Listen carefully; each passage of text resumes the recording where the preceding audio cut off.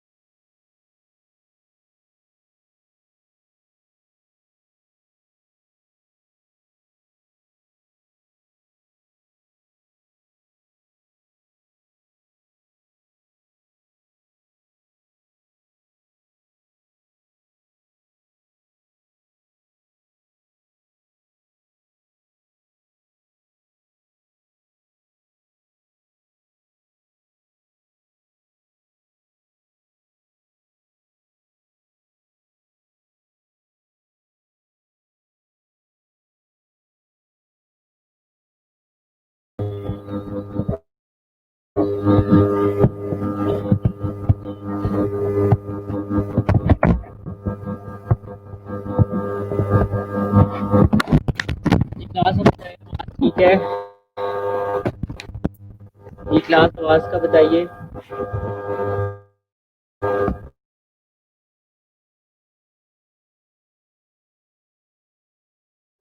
हम आवाज का बताएं या आवाज से लेके ये आवाज बताइए।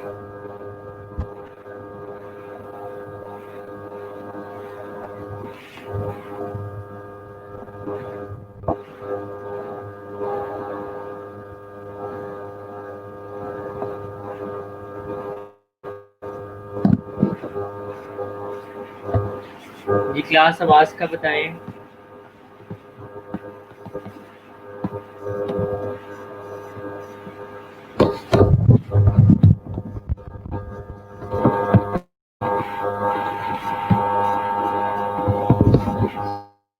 सेम इशू है वॉइस के साथ। अब क्या किया जाए, मुझे समझ नहीं आ रही इस चीज पे कि ये इशू क्यों आ रहा है।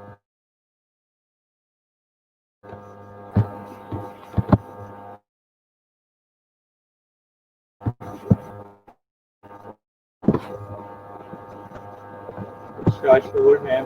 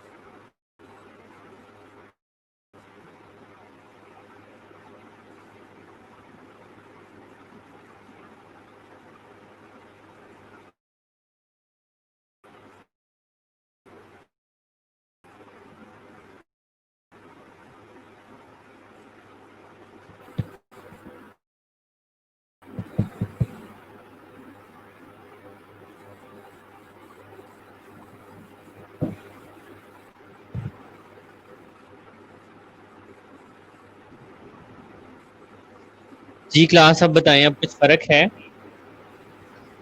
जी क्लास अब बताएं, अब फर्क है?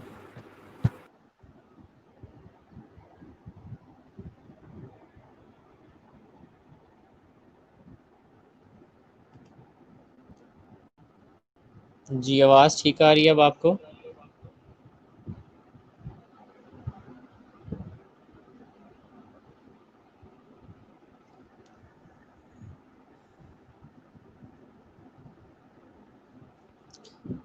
माइक तो लगाया ही नहीं हुआ, मैं तो इसको डायरेक्ट कंप्यूटर के अंदर बोल रहा हूँ क्योंकि मैं ब्लूटूथ वाला माइक यूज़ कर रहा था। ब्लूटूथ वाला माइक से आपको मसला आ रहा है।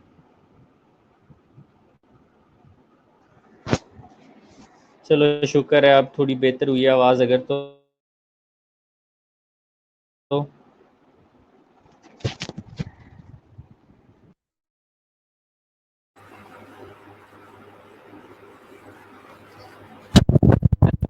चलो गुड है, मैं पीपीटी जरा अपलोड कर रहा हूँ।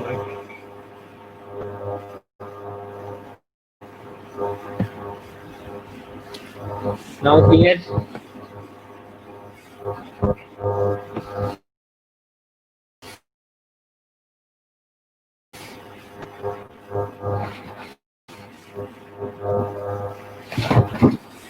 जी अब आवाज़ क्लियर है?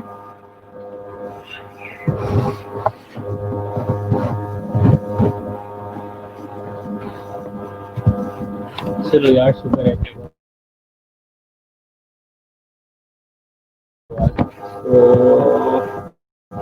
पीपीटी अपलोड हो रही है अभी, या पीपीटी अपलोड हो जाती है तो हम आगे चलते हैं।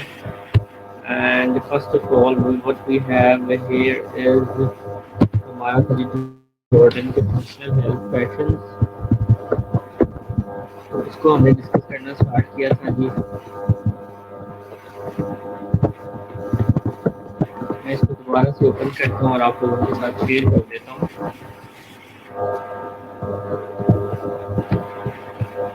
सो हियर वी हैव इट, ये हम लोगों के सामने आ चुका है। अब हम इसी को लेके जो है ना फर्दर आगे चलेंगे, राइट। और वो अब आवाज़ में कोई मसला नहीं रहेगा।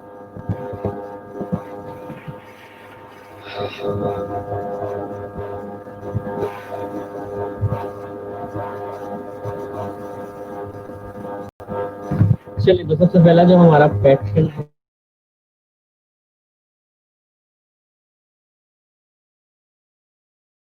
बेसिकली दैट पैटर्न है और हेल्थ मैनेजमेंट पैटर्न के हवाले से।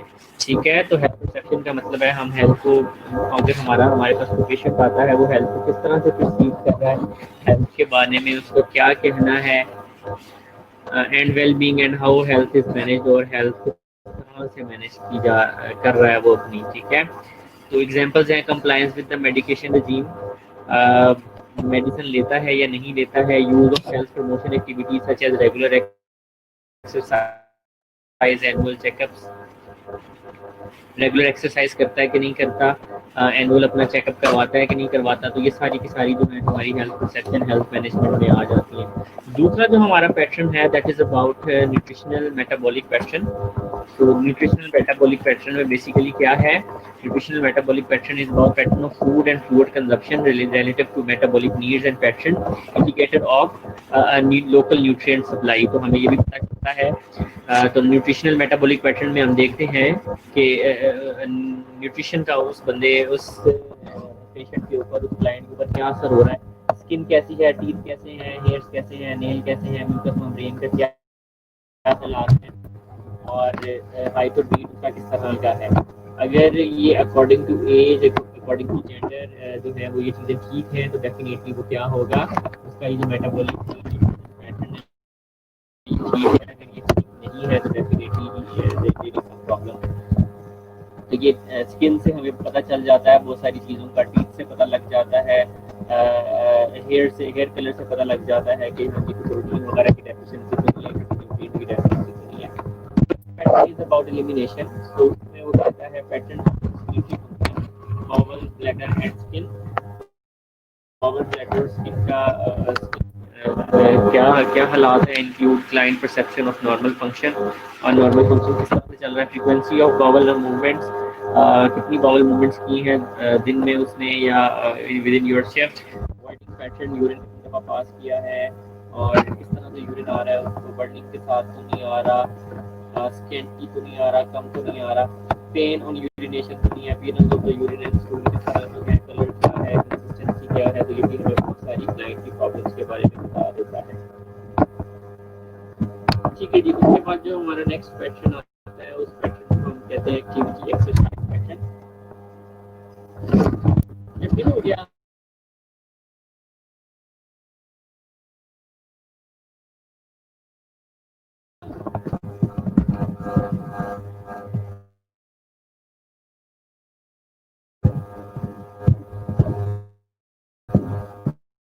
अच्छा चलिए जी, अब बताएं अभी भी वॉइस डिस्टर्बेंस है या ठीक हो गई है? जी अब बताएं, वॉइस डिस्टर्बेंस है या क्लियर हुई है अब दोबारा से भी या क्या है?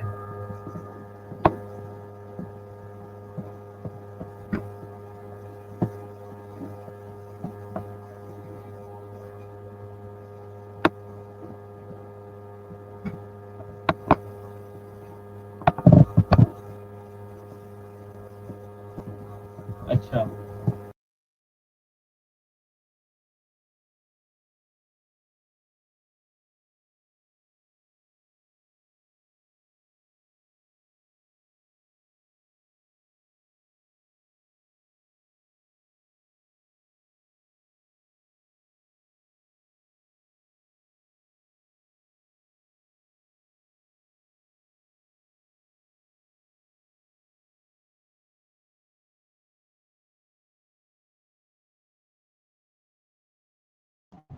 आई होप क्लियर हो गई होगी वॉइस।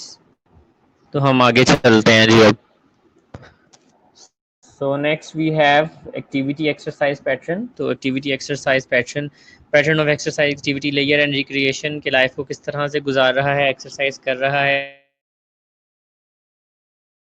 एक्टिविटीज़ किस तरह की हैं, अकेले में टाइम मिलता है सुकून का कि नहीं मिलता, और रिक्रिएशन के लिए वो क्या करता है, जिसमें एक्सरसाइज आ जाती है, हॉबीज़ आ जाती हैं, रेस्पिरेटरी स्टेटस आ जाता है, मोबिलिटी आ जाती है, एक्टिविटीज़ ऑफ डेली लिविंग किस तरह से परफॉर्म करता है, ये आ जाता है। जी आवाज़ क्लियर है अब?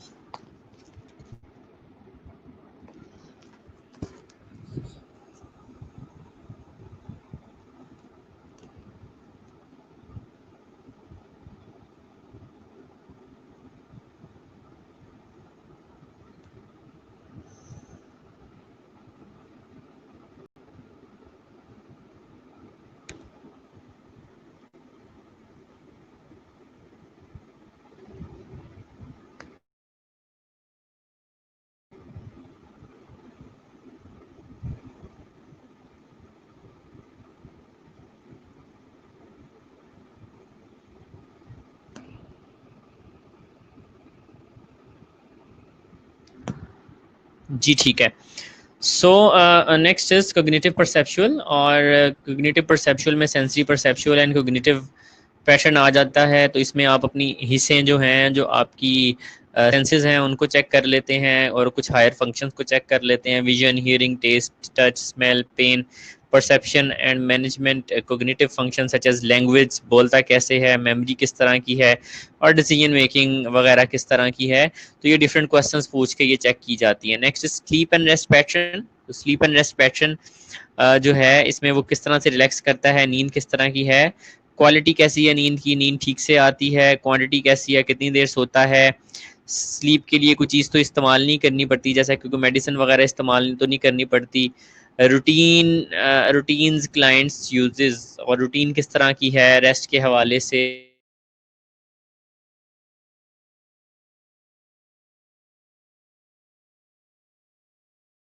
नेक्स्ट आ जाता है हमारे पास सेल्फ परसेप्शन, सेल्फ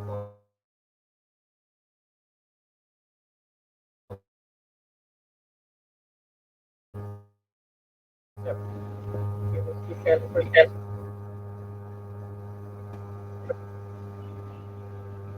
ठीक है जी, ठीक है जी,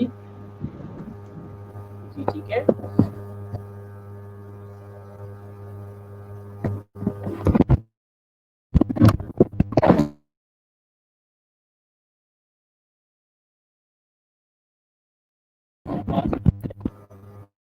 जी आवाज़ ठीक चल रही है?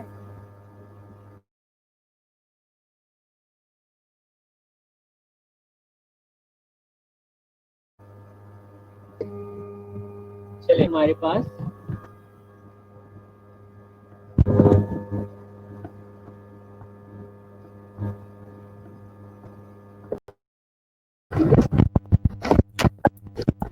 जी जी, तो नेक्स्ट है हमारे पास sleep rest pattern. Sleep rest pattern जो है, pattern of sleep rest and relaxation, ये हमने देख लिया। सेल्फ परसेप्शन कि क्लाइंट अपने बारे में क्या सोचता है, बॉडी कंफर्ट के बारे में, अपनी बॉडी इमेज कैसा है, अपने आप को कैसा समझता है कि as he is fat, he is fat, slim है या किस तरह का है, बॉडी बिल्ड कैसी है उसकी, और एटीट्यूड अबाउट सेल्फ कैसा है, perception of abilities, objective data such as body posture किस तरह का है उसका, आई कांटेक्ट रखता है कि नहीं, वॉइस की टोन कैसी है उसकी। ठीक है ना, वो आवाज़ ठीक है ना? चलें, उसके बाद आ जाता है next, role relationship pattern. Client pattern of role engagement and relationships, role किस तरह से परफॉर्म कर रहा है अपने, रोल रिलेशनशिप किस तरह के हैं उसके, perception of current major roles and responsibilities, अपने वर्क का रोल किस तरह से निभा रहा है घर में, अगर वो डिफरेंट तरह के रोल हैं, जैसे कि वो हस्बैंड है, फादर है, या फिर अपने ऑफिस में जिस तरह का भी काम कर रहा है वो किस तरह से चल रहा है, फैमिली के साथ सेटिस्फाइड है, फैमिली उसके साथ सेटिस्फाइड है कि नहीं है, वर्क किस तरह से करता है, फ्रेंडशिप्स और सोशल रिलेशनशिप्स को वो किस तरह से लेके चल रहा है। तो ये सारी चीज़ें भी इसमें हमारे आ जाती हैं। सो रोल रिलेशनशिप के बाद जो नेक्स्ट हमारे पास आ जाती हैं चीज़ें, वो ये तीन हैं।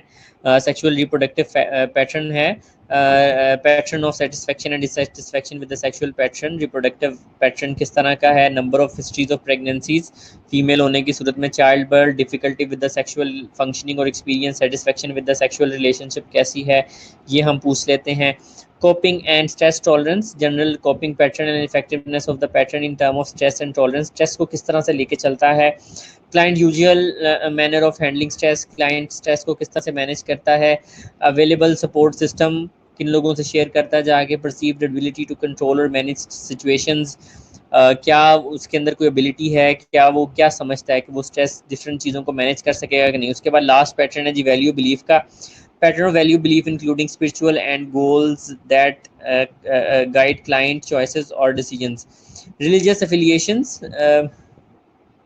what client perceive as important in life, client को लाइफ में important क्या लगता है, value belief conflict related to health, special religious practices, क्या रिलीजन से अटैच है, रिलीजियस प्रैक्टिसेस करता है या नहीं करता, और उसके वैल्यू बिलीफ कैसे हैं, कल्चर किस तरह का है उसका। तो ये सारी चीज़ें हम ये वाले पैटर्न के अंदर जो है ना वो डिस्कस करते हैं। अच्छा, ये तो था डिफरेंट पैटर्न्स की डिटेल, आप लोगों ने पहले भी पढ़े होंगे, इसलिए मैंने इसको ज़रा जल्दी जल्दी से जो है वो गुजार दिया है, मैंने जल्दी जल्दी से आपको जो है इसको दिखा दिया है। ज़्यादा मैं डेप्थ में एक्सप्लेनेशन नहीं की क्योंकि हेल्थ असेसमेंट में ऑलरेडी आप लोग जो है ना ये पढ़ चुके हैं। ठीक है, तो इट्स जस्ट के बीइंग अ पार्ट के कोई न्यू चीज़ हो तो वो मैं आपको बता दूं। तो गॉर्डन के पैटर्न, हेल्थ पैटर्न के मुताबिक जब हमने असेसमेंट करनी होती है तो वो हम किस तरह से करते हैं वो मैं आप लोगों को अभी जो है वो दिखा देता हूँ। तो ये किसी ने जो है गॉर्डन के हेल्थ पैटर्न के मुताबिक जो है ना वो असेसमेंट की हुई है। आई होप आप लोगों को स्लाइड पे नज़र आना शुरू हुआ है।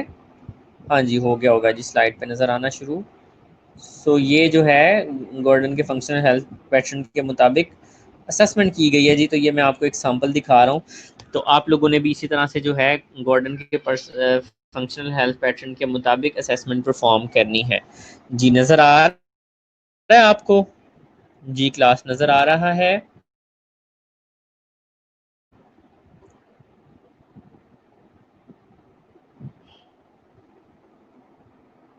जी नज़र आ रहा है आपको?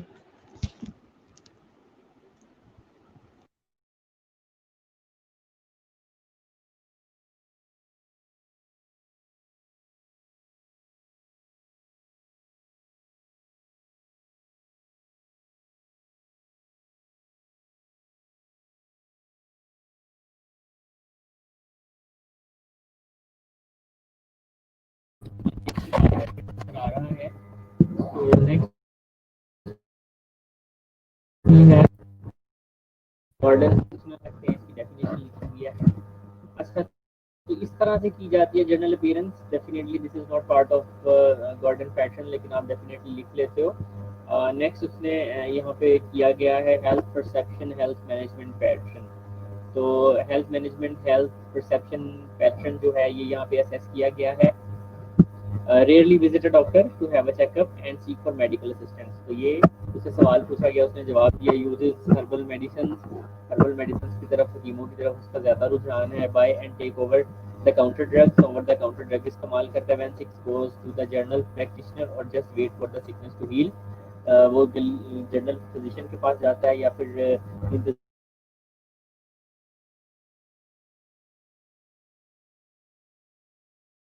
करता है कि वो हेल्दी लाइफ स्टाइल लेके चलता है। ठीक है, तो इसी के अंदर हिस्ट्री वगैरह भी आप देख सकते हैं कि हिस्ट्री वगैरह भी लिख दी जाती है प्रेजेंट इलनेस की। तो ये आप देख सकते हैं कि ये सारा लिखा गया है। नो हिस्ट्री ऑफ ड्रग और सब्सटेंस अब्यूज।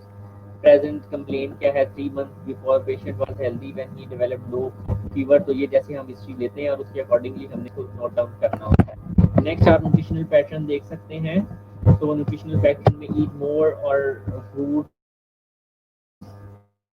फ्रूट ज़्यादा लेता है, हेल्दी डाइट खाता है, दिन में 3 दफ़ा खाना खाता है, इतना पानी पीता है, टी वगैरह ले लेता है, सॉफ्ट डाइट ले लेता है। तो ये भी हमने इसमें न्यूट्रिशनल पैटर्न के मुताबिक लिख दिया है। इसके अलावा न्यूट्रिशनल पैटर्न में आप डेफिनेटली मेंशन करेंगे उसका हाइट कितना है, वेट कितना है, स्किन कलर कैसा है, स्किन कैसी है, म्यूकस मेम्ब्रेन्स कैसी हैं, उसकी हेयर कैसे हैं।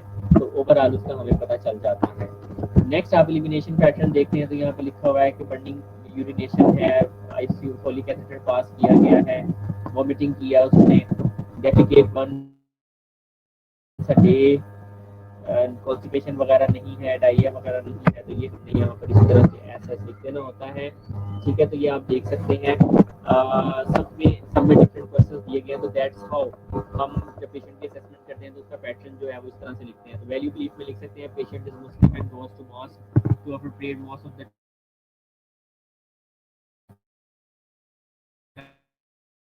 टाइम है, स्ट्रॉन्ग पैटर्न असेस कर लिया है। कॉपिंग स्ट्रेस टॉलरेंस आप देख सकते हैं। कोप अप इसमें टेकिंग जाते हैं, तो आपने देख सकते चीज़ों को लेकर कोप अप करता है। ठीक है, ये फ्लेम्स के ऊपर आपको जरूर कर दूंगा। और अगर आप वैसे भी देखें तो ये जो फाइल्स हैं ये डेफिनेटली हमारे उसके ऊपर अवेलेबल हैं। क्या कहते हैं जी उसे, मेरी जो वेबसाइट है उसके ऊपर अवेलेबल है। तो वहाँ से भी आप इसको डाउनलोड करके पढ़ सकते हैं। Now we have a time for assignment. तो अब आप लोगों को मैं एक, हाँ जी जी जी, मैं आपके साथ से डाउनलोड भी हो सकती है। जो हमारी गूगल पे साइट है हबीब, उधर भी ये दी गई है, तो वहाँ से भी आप डाउनलोड कर सकते हैं। अच्छा, अब आप लोगों के लिए एक छोटी सी असाइनमेंट है और this is a very important assignment. अब मैं चाहूँगा कि सब लोग इसे बनाएं इस असाइनमेंट को। ठीक है, तो ये असाइनमेंट मैं सामने लिखने लगा हूँ। प्लीज़ एक दूसरे से कम्युनिकेट भी कर लीजिएगा इसे। और नेक्स्ट जो है जो लोग नहीं है क्लास में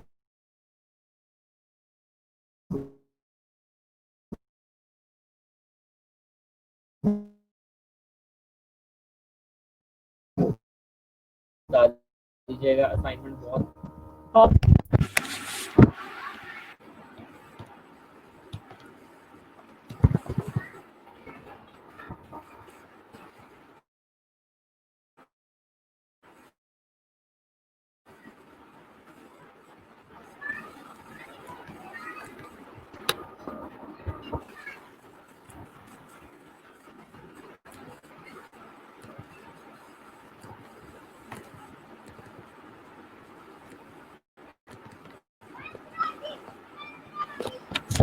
मैं बोर्ड पे लिख रहा हूँ, आपको नजर आ रहा है?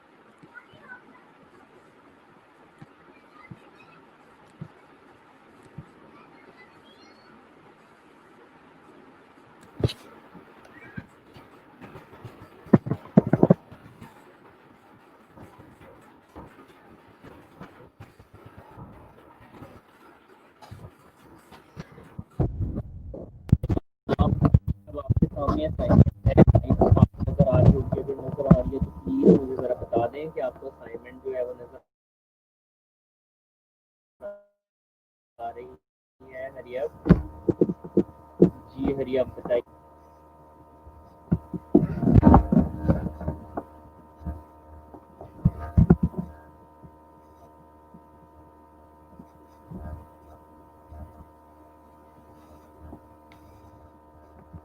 जी बताइए, असाइनमेंट नजर आ रही है सामने? आवाज भी क्लियर है?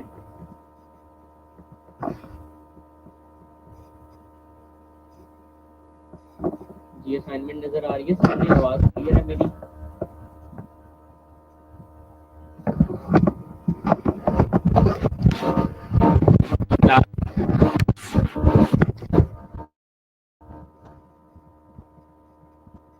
चलिए, तो अब आपने करना क्या है? ठीक है, अब आपने करना क्या है? आपने करना जनाब ये है कि 5 क्वेश्चन बनाने हैं for every golden health pattern. कौन कौन से सवाल जो है वो आप पेशेंट से पूछेंगे while you are assessing a person on Gordon health pattern पे कर रहे हैं। जैसे कि आप पूछेंगे एलिमिनेशन पार्ट पैटर्न है तो उसके हवाले से पूछेंगे कितनी दफ़ा दिन में स्कूल पास करते हैं, कितनी दफ़ा यूरिन करते हैं, यूरिन का कलर कैसा होता है। ठीक है, तो ये आपने 5 सवाल बनाने हैं। तो जिस तरह से आप पहले स्लैब्स के ऊपर अपलोड करते हैं उसी तरह से इसको अपलोड भी करना है। और इसी तरह से आपने 5 नर्सिंग जाएगा तो हर गोल्डन पैटर्न जो है उसके हवाले से आपने एक एक नर्सिंग डायग्नोसिस जो है वो डेफिनेटली बनानी है।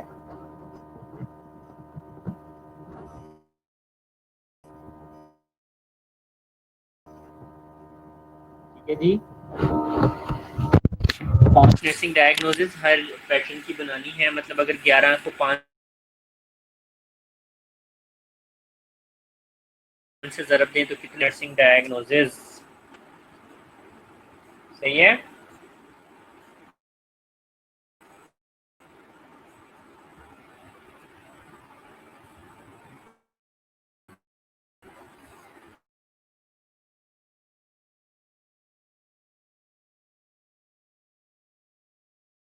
सही है जी, 5 नर्सिंग डायग्नोसिस बनानी है। एलिमिनेशन पैटर्न जैसे है less than body requirement, activity intolerance बन, बुलिमिया वगैरह बन सकती है।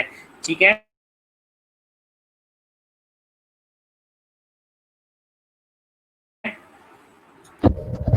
किस तरह से आपने ये मतलब टाइम अच्छा next Monday Tuesday Wednesday Thursday, हाँ तो नेक्स्ट संडे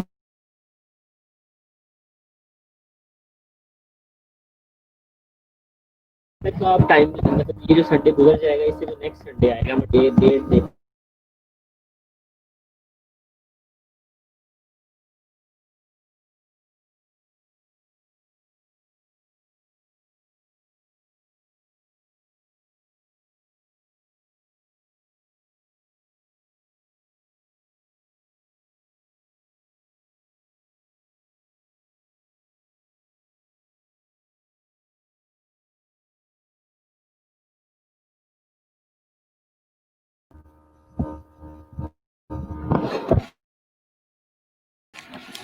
हर सॉरी डिस्कनेक्ट हो गया था।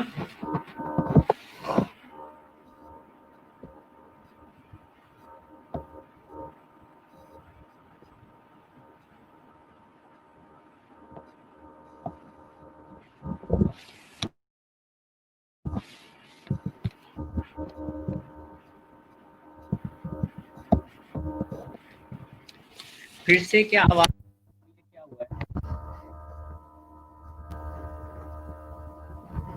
फिर से आवाज खराब हो गई है, क्या सिलसिला है प्लीज मुझे बताएं।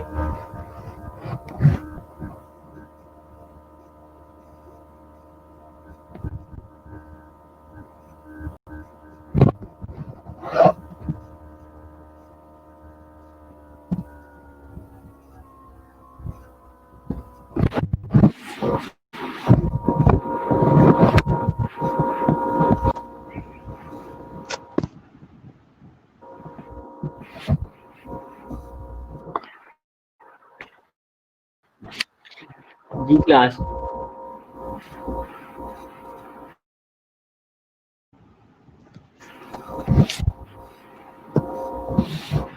अच्छा, पहले जैसा शोर आ रहा है फिर से ठीक हुआ? दोबारा से शोर? अच्छा, एनी हाउ मैं दोबारा से बता देता हूँ असाइनमेंट, ज़रा आप सुन लें। नंबर 1, 5 क्वेश्चन बनाने हैं हर पैटर्न के हवाले से। ठीक है जी, 5 क्वेश्चन बनाने हैं, नेट पे सर्च कर लेना, इधर उधर से देख लेना। इसी तरह से आपने क्या करना है नेक्स्ट, नेक्स्ट ये करना है 5 नर्सिंग डायग्नोसिस बनानी है for every golden health pattern, और 5 नर्सिंग डायग्नोसिस बनानी है हर पैटर्न से, पैटर्न के हवाले से। आपको गूगल पे भी मिल जाएंगी, सर्च कर लीजिएगा और उनको बड़े अच्छे से याद कर लेना है, क्योंकि पेपर में बाजू का सवाल आ जाता है कि फ़लाने पैटर्न के लिए आप 5 सवाल लिखें या फ़लाने पैटर्न के लिए 5 नर्सिंग डायग्नोसिस बनाएं। इसके अलावा ये भी होता है कि बाजू का वाइवे के अंदर ये बहुत ज़्यादा पूछ लिया जाता है। जी समझ आ गई है इस चीज़ की? चलूँ आगे? जी असाइनमेंट की समझ आ गई आपको?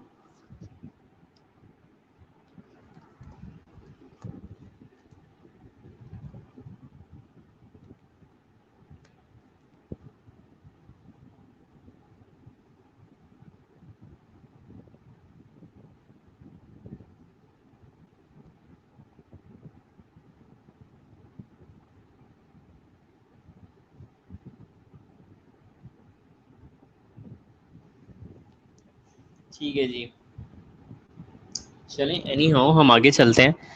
और नेक्स्ट वी हैव असाइनमेंट, आपको समझ आ गई और इसकी ड्यू डेट जो है अगली 5 तारीख है, 5 तारीख को संडे है। और उस वक्त तक आप इसको बना के, ये थोड़ी सी लेंथी असाइनमेंट है लेकिन डेफिनेटली हमने करनी है क्योंकि दिस इज़ इम्पॉर्टेंट, तो प्लीज़ इसको लाजमी कीजिएगा और स्लैम्स पे अपलोड कीजिएगा और साथ में इसको याद भी कीजिएगा। ठीक है, तो नेक्स्ट संडे के बाद जो है इंशाल्लाह फिर मैं आप लोगों के साथ एक सेशन रखूँगा जूम के ऊपर, और वहाँ पे मैं इंडिविजुअली डिफरेंट लोगों से मैं सुनूंगा ये जो 5-5 नर्सिंग डायग्नोसिस और 5-5 क्वेश्चंस हैं। ठीक है जी। सो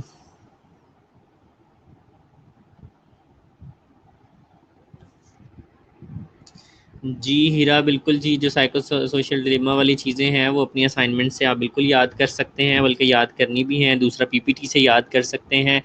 और अम, ठीक है जी, आगे चलें।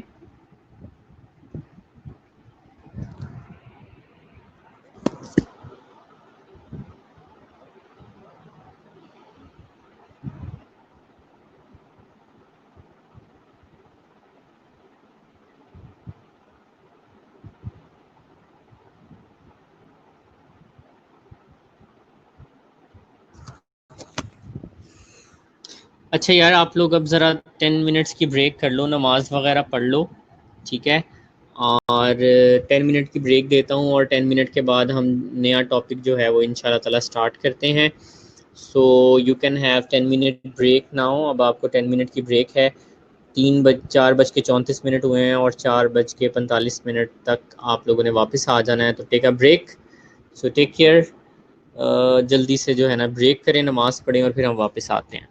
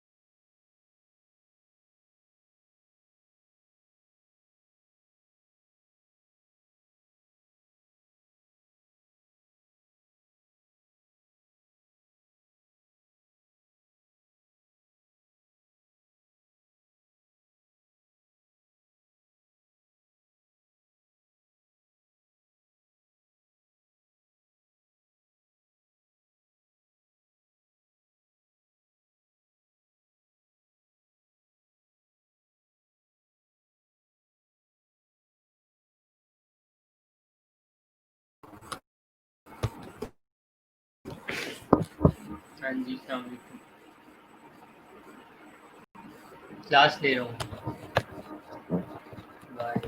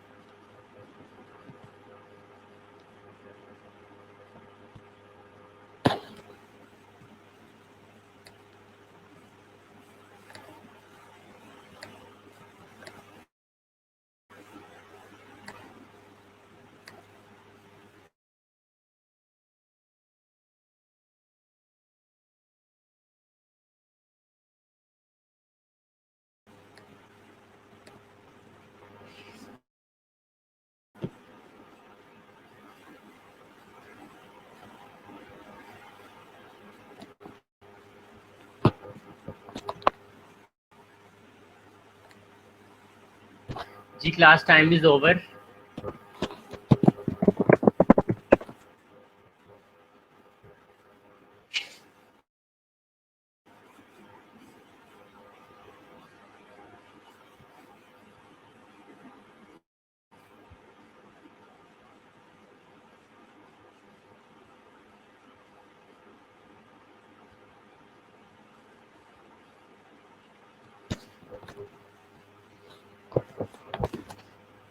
ठीक है जी, अब आवाज़ का मुझे बता दें क्लियर है ताकि मैं आगे चलूँ।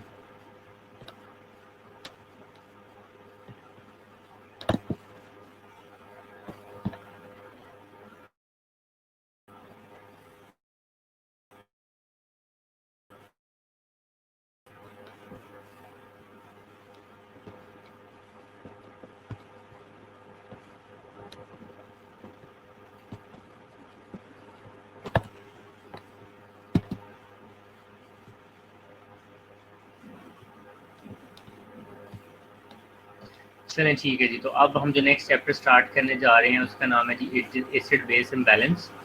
ठीक है जी, तो आप लोगों की बड़ी ख्वाहिश थी ये वाला चैप्टर पढ़ने की, क्योंकि आप लोग पहले भी 3-4 दफ़ा जो है जिक्र कर चुके हैं कि सर वो चैप्टर स्टार्ट करते हैं। तो we will start study about the acid base imbalance.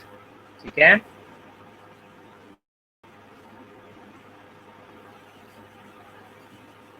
जी, तो आज हम एसिड बेस इम्बैलेंस पढ़ेंगे।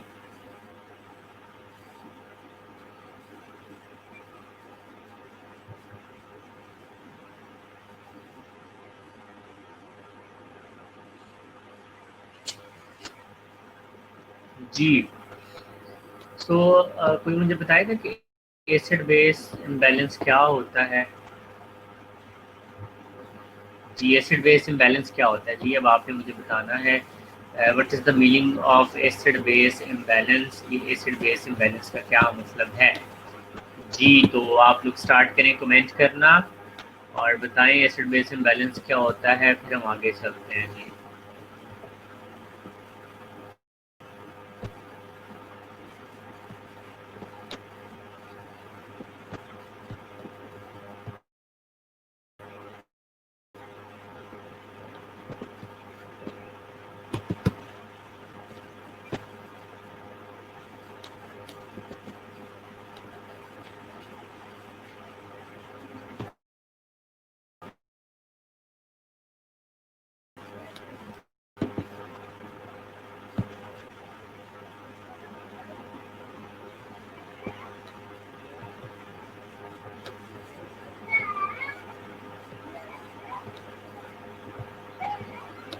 जी,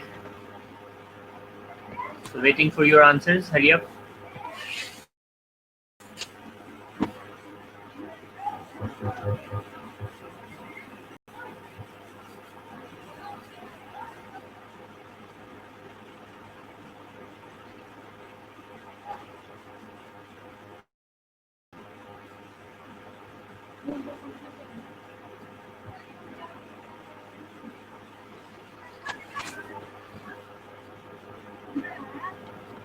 अच्छा जी, ठीक है ठीक है जी, अनसब का आया, अक्सा ने किया, अदीला सफदर ने कमेंट कर दिया।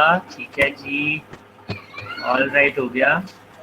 Acid base is an abnormality of human body balance of acid and base that causes the plasma pH to deviate out of the normal range। ठीक है जी, और कोई? जी जी करें कमेंट्स कि आज सिर्फ हम इसका इंट्रो ही कर सकेंगे थोड़ा सा। टाइम आई थिंक हमारे पास पीछे कम रह गया है और फिर मुझे नेक्स्ट लेक्चर स्टार्ट करना है।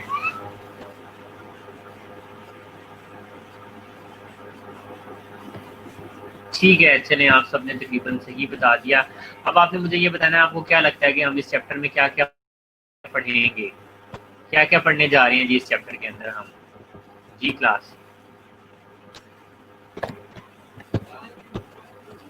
जी क्लास, हम इस चैप्टर में क्या क्या पढ़ने जा रहे हैं, आपको क्या लगता है?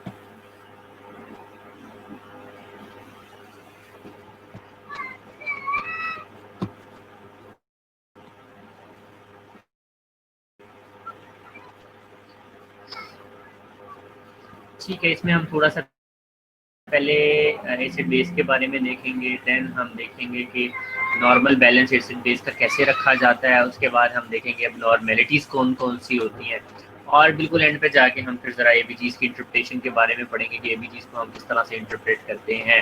राइट, चलें, ये अब फिर यहाँ तक ही टाइम ऑलमोस्ट हमारा ख़त्म होने वाला है, तो यहाँ पे फिर मैं आपको कहता हूँ अल्लाह हाफ़िज़। इंशाल्लाह जो हमारी कल की क्लास है वहाँ पे हम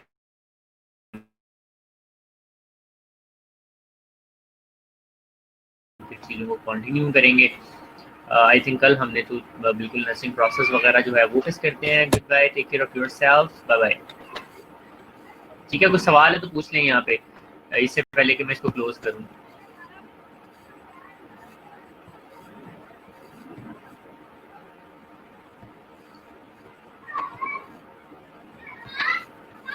ठीक है जी, चलें फिर, ओके, अल्लाह हाफ़िज़, टेक केयर।